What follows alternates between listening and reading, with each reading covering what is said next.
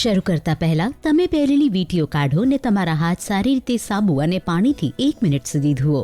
કાગળના સાફ ટુવાલથી તમારા હાથ લૂછો. કેથેટરની આસપાસના વિસ્તારમાંથી ડ્રેસિંગ દૂર કરો અને તેને ફેંકી દો. ખાતરી કરો કે કેથેટર તણાય કે ખેંચાય નહીં. સેલ્ફ એડિસિવ પાટો દૂર કરતી વખતે ત્વચાને પકડી રાખો. ધીમે ધીમે એક ધાર પકડો અને ધીમે ધીમે ત્વચા પરથી સેલ્ફ એડિસિવ ડ્રેસિંગ કાઢો. ડ્રેસિંગ કાઢી નાખ્યા પછી તમારા હાથને ફરીથી સાબુ અને પાણીથી પૂરી 1 મિનિટ સુધી સારી રીતે ધોઈ લો. ખાતરી કરો કે તમે ટેબલ અથવા કાઉન્ટર પર એક સ્વચ્છ જગ્યા પર તમારું કાર્યસ્થળ બનાવો. ડ્રેનેજ પ્રક્રિયા શરૂ કરતા પહેલા તે માટે સામાન ગોઠવો. સૌપ્રથમ ડ્રેનેજ કિટ બેગ ખોલો અને પ્રોસિજર પેક બહાર કાઢો. પછી પ્રોસિજર પેક ખોલો અને વાદળી રંગનું વીંટાળેલું બંડલ અને એડહેસિવ ડ્રેસિંગ કાઢો. એડહેસિવ ડ્રેસિંગને બાજુ પર રાખો અને વાદળી બંડલને તમારા કાર્યસ્થળ પર ફોલ્ડ કરેલી બાજુને ઉપર રાખીને મૂકો. બંડલની બહારની ધાર ખેંચીને વાદળી રેપિંગને કાળજીપૂર્વક ખોલો. અંદરની વસ્તુઓ જંતુરહિત છે, તેથી તેમને સ્પર્શ કરવાનું ટાળો. ખોલ્યા પછી વાદળી રંગના અંદરના ભાગને કાર્ય માટે સ્વચ્છ જગ્યા તરીકે વાપરો. બેગમાંથી ડ્રેનેજ બોટલ અને જોડાયેલ ડ્રેનેજ લાઇન કાઢો અને બોટલને વાદળી રેપિંગ પાસે ટેબલ પર મૂકો. ડ્રેનેજ લાઇનમાંથી ટેપ દૂર કરો અને ઢંકાયેલ એક્સેસ ટીપને અન્ય વસ્તુઓની નજીક વાદળી રેપ પર મૂકો. ખાતરી કરો કે તમે ડ્રેનેજ લાઇન પરની એક્સેસ ટીપને સ્પર્શ ન કરીને અને અન્ય વસ્તુઓથી દૂર રાખીને તેને જંતુરહિત રાખો છો. એક્સેસ ટીપ ફક્ત વાદળી રેપિંગને સ્પર્શવી જોઈએ.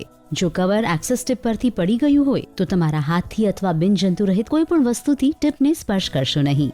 કલાઈના ભાગે વળેલા કફથી મોજાને ઉપાડો અને તેને પહેરી લો. બંને મોજા બંને હાથમાં ફિટ થાય છે. ત્વચા અથવા કપડાં જેવી બિનજંતુરહિત વસ્તુઓ તમારા મોજાથી દૂર રાખો. છેલ્લે ત્રણેય એલ્કોહોલ પેડ્સ ખોલો અને તેમને વાદળી રેપિંગ પર મૂકો. તેમના પાઉચમાંથી પેડ્સ દૂર કરશો નહીં. એલ્કોહોલ પેડ્સ જ્વલનશીલ હોય છે, તેથી પેડ્સને ખુલ્લી આગમાં ન મૂકો.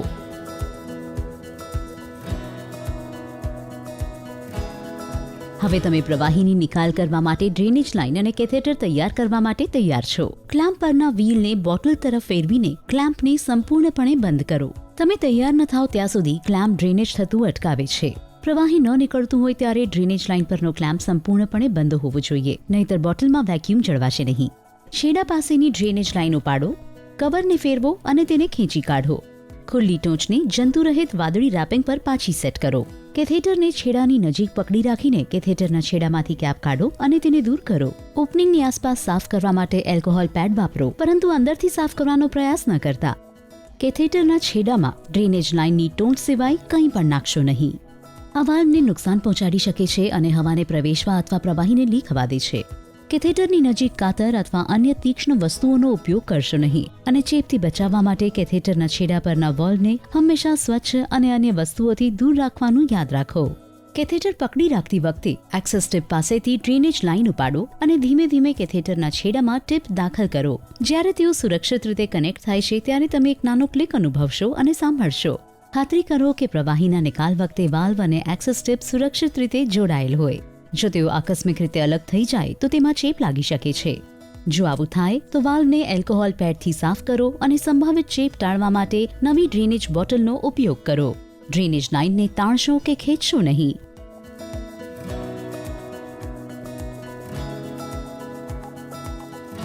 પ્લુરેક્સ ડ્રેનેજ બોટલ સક્રિય વેક્યુમ ટેકનોલોજી વાપરે છે, જે સક્શન પૂરું પાડે છે, આપમેળે પ્રવાહી ડ્રેન કરે છે.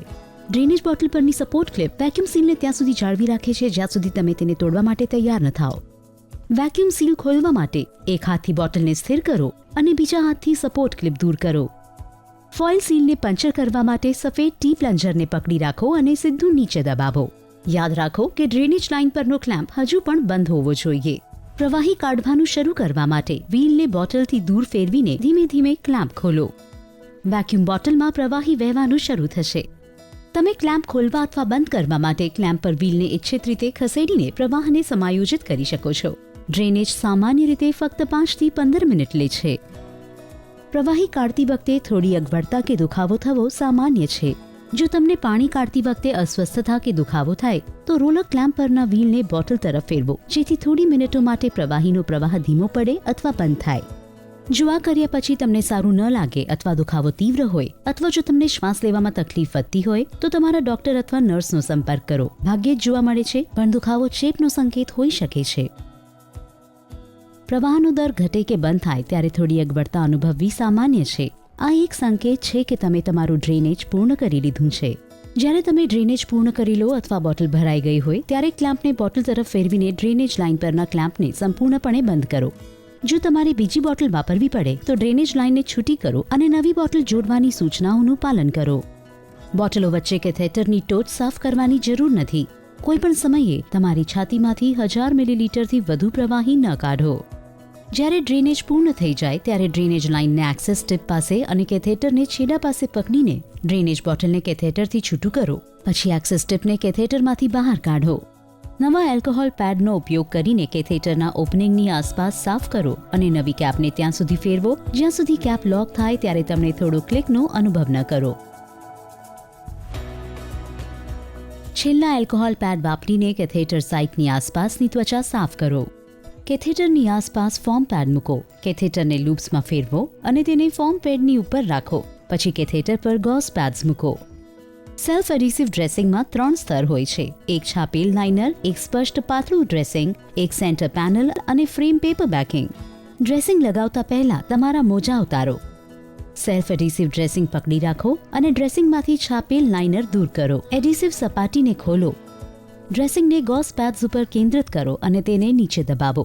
બેકિંગમાંથી સેન્ટર પેનલ દૂર કરો અને કાઢી નાખો. ફ્રેમને ધીમે ધીમે દૂર કરો અને કિનારીઓને લીસી કરો જેથી સંલગ્નતા સુનિશ્ચિત થાય. ડ્રેનેજ ટ્રેકર પર ડ્રેન કરેલ પ્રવાહીનું પ્રમાણ રેકોર્ડ કરો.